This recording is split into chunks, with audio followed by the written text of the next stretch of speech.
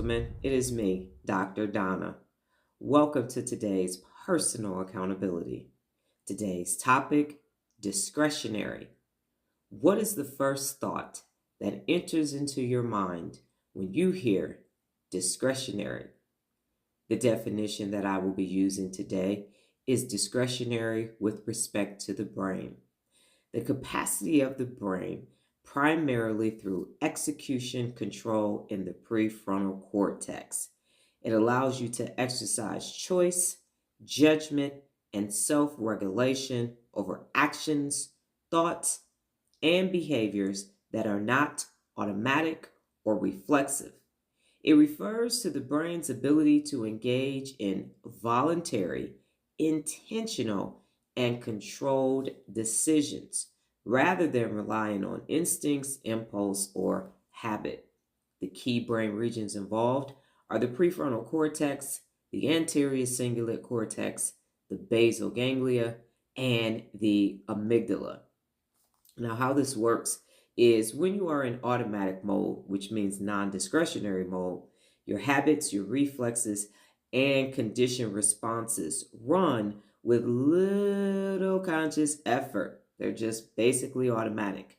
But when you make the choice to operate in discretionary mode, the brain steps in consciously to evaluate, override, or redirect behaviors, choosing how, when, and whether to act.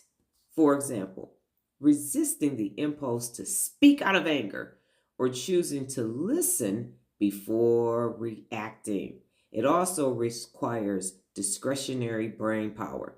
So, how is this done?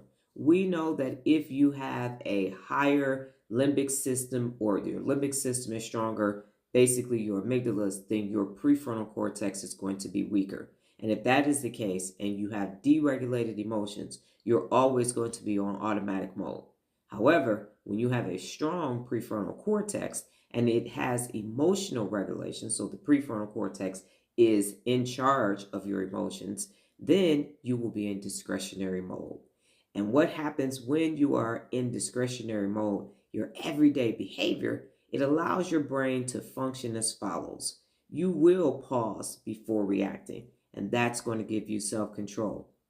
You will select from multiple options. Because your working memory will be high functioning, you will be able to have better decision making.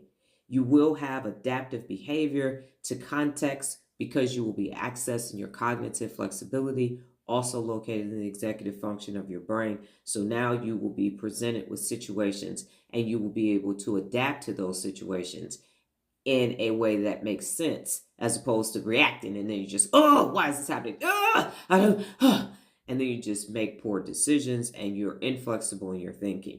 And then finally, it aligns your actions with your values or your goals rather than your impulses. So in my case, something that would have made me angry years ago, I don't get angry with it anymore because I have to remind myself, study the brain, master the brain, teach others to do the same, and this is how the world will change. So I have to look at the bigger neuromobility picture. I have to look at the fact that there are almost 6 billion adults in the world being personally unaccountable because they don't know how their brain functions. So I can't let an impulse or a lack of impulse control in a moment stop me from seeing the bigger picture. I have to be in discretionary mode. I have to be discreet. So I am saying today that it is time for you to start assessing when you are non-discretionary versus being discretionary. And in this case, being discretionary means that you are in control, your prefrontal cortex is in control, and you have emotional regulation.